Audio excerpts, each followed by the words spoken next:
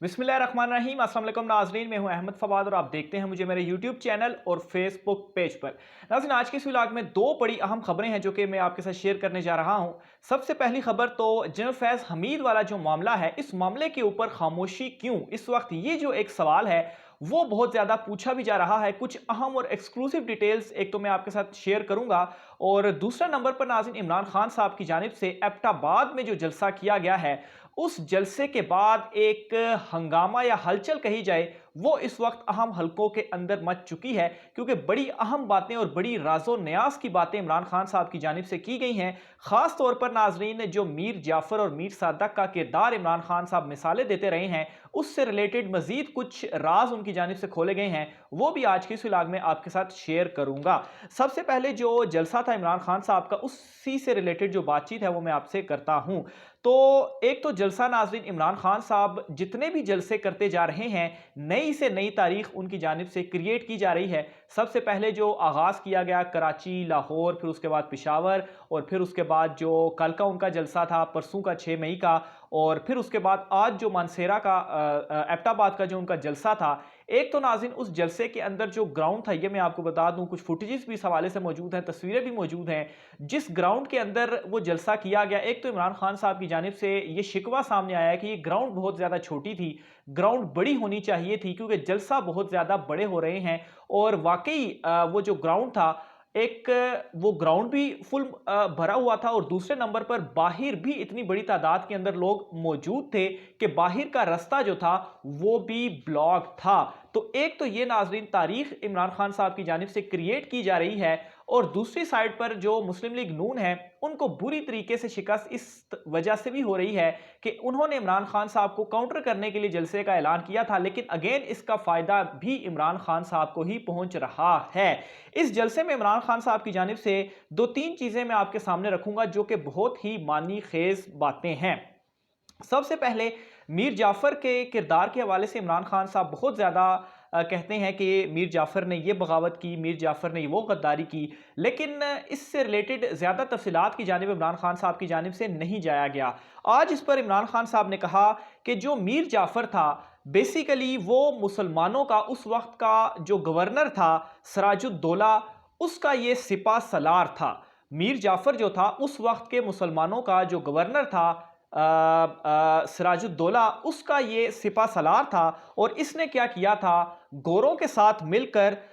जो मुसलमान थे उनके साथ गद्दारी जो है वो की थी, और उस गद्दारी के नतीजे में क्या हुआ, रेस्ट इज द हिस्ट्री। और ये बहुत ज्यादा नाज़रीन एक इंपॉर्टेंट जो चीज है इमरान खान साहब की जानिब से उस जलसे में कही गई, और इस चीज के साथ ही इमरान खान साहब की जानिब से ढके छुपे लफ्जों के अंदर बहुत बड़ी जो बातें हैं वो कह दी गई हैं। इसकी जो ट्रांसलेशन है तमाम तर लोग अपने लिहाज से भी कर रहे हैं, आप भी इस हवाले से अपनी राय का इज़हार कमेंट बॉक्स में कीजिएगा। लेकिन नाज़रीन एक इमरान खान साहब की जानिब से रोज़ाना हर एक जलसे के अंदर पहले वो कहते हैं कि जिन्होंने गलती की है वो गलती को सुधारें, फिर उसके बाद वो बताते हैं कि मीर जाफर जो है वो कौन था, वो सिपा सलार था, और उससे रिलेटेड जो चीज़ें हैं वो बता रहे हैं। तो आहिस्ता आहिस्ता इमरान खान साहब जो हैं वो मजीद वो जो कहते हैं कि जो मुट्ठी है उसको वो टाइट करते जा रहे हैं। दूसरे नंबर पर बड़ी अहम चीज़ इमरान खान साहब की जानिब से जो कही गई वो मीडिया से रिलेटेड थी, और ये इमरान खान साहब ने कहा कि जिस तरह महंगाई हो रही है, जब उनके दौर में महंगाई होती थी तो मीडिया वाले जो क्या करते थे, माइक लेकर फौरन चले जाते थे बाजारों में,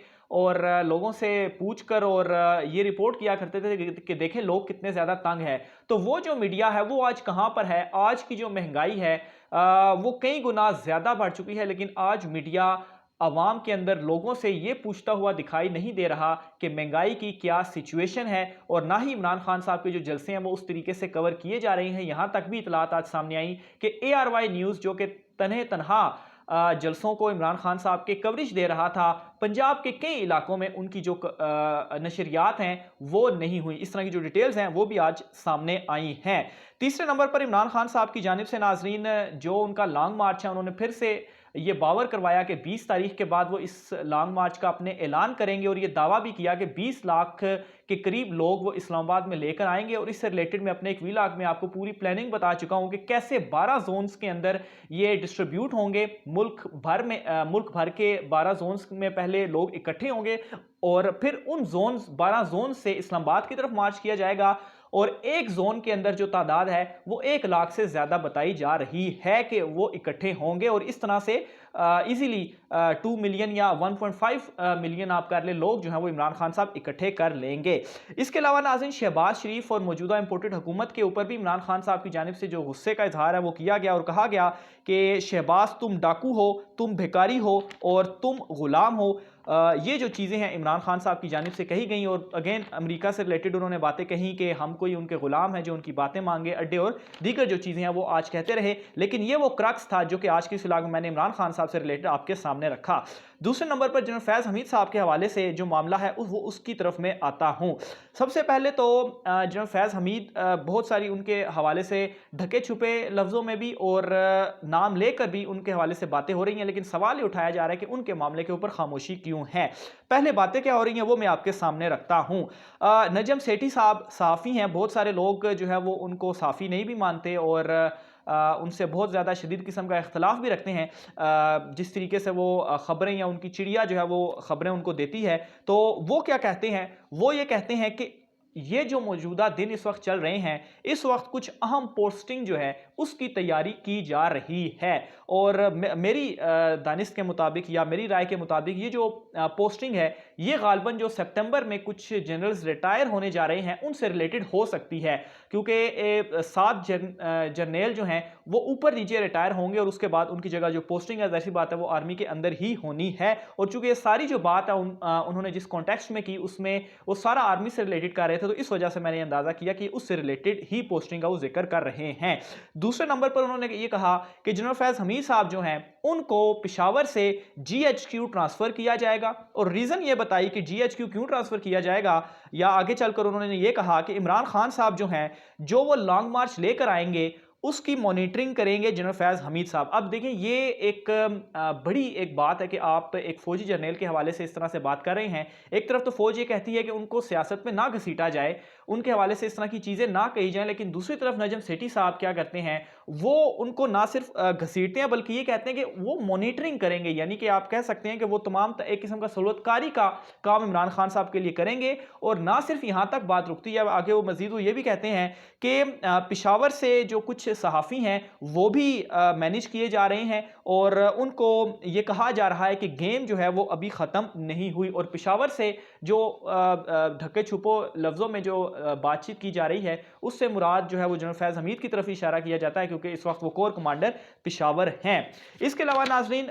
ये तो नजम सेठी के हवाले से बातचीत थी। बहरहाल एक बात मैं आपको ये बताता चलूँ, मैंने पिछले व्लॉग में भी ये बताई थी कि मरियम नवाज़ को जो उन्होंने अपने जलसे के अंदर जनरल फैज़ हमीद साहब के हवाले से कुछ बातें कही थी, उसके बाद एक पैगाम उनको पहुंचाया गया है कि इस तरीके से वो बातें नहीं ना कहें, उनको एक वार्निंग जो है वो दी गई है। और उसके नतीजे में हुआ क्या, जो इसके अंदर मैं मजीद ऐड ऑन कर रहा हूं कि जो शांगला का जलसा है उसमें कल हमने देखा कि सिर्फ और सिर्फ शहबाज शरीफ गए थे, वहां पर मरियम नवाज नहीं थी। तो इस हवाले से भी इतलात हैं कि उस पैगाम के बाद ही मरियम नवाज उस जलसे के अंदर जो है वो नहीं गई। बहरहाल जिस तरीके से नजम सेठी साहब नाम ले रहे हैं उसी तरह से मरियम नवाज जो हैं वो भी नाम ले रही हैं, लेकिन जो मौजूदा हुकूमत है ये इनके खिलाफ, जिस तरह से DGI-SPR साहब की जानिब से भी कहा गया था कि अगर उनका नाम लेकर कुछ बातें कही जा रही है तो जो मौजूदा हुकूमत है, इदारे हैं, वो इस हवाले से कार्रवाई कर सकते हैं। लेकिन मरियम नवाज, खैर जो मौजूदा हुकूमत है इनके अपने ही लोग अगर बातचीत कर रहे हैं तो ये अपने ही खिलाफ किस तरीके से बातचीत जो है वो करेंगे। आखिर में नाज़रीन, एक अहम इंटरव्यू जो है वो शरीम मिजारी साहिबा का लिया गया और उसमें एक दो बड़े अहम इंकशाफात उनकी जानिब से किए गए कि इमरान खान साहब का ये जो सारा निकालने वाला या रिजीम चेंज वाला मामला था ये अमेरिका, और ये इसकी शुरुआत कहाँ से हुई थी। इसकी जो शुरुआत हुई थी जो इमरान खान साहब ने एब्सोल्युटली नॉट कहा था, और उस वक्त नाज़रीन इस तरह से भी कुछ खबरें सामने आई थी कि बातचीत जो है वो उस वक्त इमरान खान साहब के एब्सोल्युटली नॉट कहने से पहले ही अमेरिका की जो बातचीत है वो अड्डे से रिलेटेड चल रही थी कि हमें अड्डे फ्राहम किए जाएं, और इस पर यह इंकशाफ भी किया गया कि वो शायद मिलिट्री के साथ जो है वो इस तरह की जो बातचीत थी वो चल रही थी और कोई खबर भी जो है वो इस तरह से सामने जो है वो आई थी। तो बहरहाल इसके ऊपर एक तो उन्होंने ये भी कहा और फिर ये भी कहा कि ये अभी उनकी बातचीत चल रही थी। फिर उसके बाद एक इंटरव्यू इमरान खान साहब का हुआ और इमरान खान साहब ने जब एब्सोल्युटली नॉट कहा तो एक शॉक भी उस एंकर को लगा और उन्होंने ये भी कहा कि जो सिविल हुकूमत थी वो तो इसके ऊपर इमरान खान साहब की जानिब से एब्सोल्युटली नॉट कह दिया गया था। तो फिर ये जो बात है कि इमरान खान साहब के एब्सोल्युटली नॉट कहने के बाद अड्डों से रिलेटेड जो बातचीत थी वो आखिर किसके साथ चल रही थी, क्योंकि इमरान खान साहब के एब्सोल्युटली नॉट कहने के बाद बहुत सारे लोगों को शॉक लगा और उसके बाद ही जो अमेरिका है उसने ये रिजीम चेंज वाला जो सारा मामला था वो वहां से आगाज हुआ था। तो ये नाज़रीन आज का व्लॉग था। अपनी राय का इज़हार कमेंट बॉक्स में लाजमी कीजिएगा। आज के व्लॉग से इतना ही। मुझे इजाजत दीजिए। अल्लाह हाफिज़।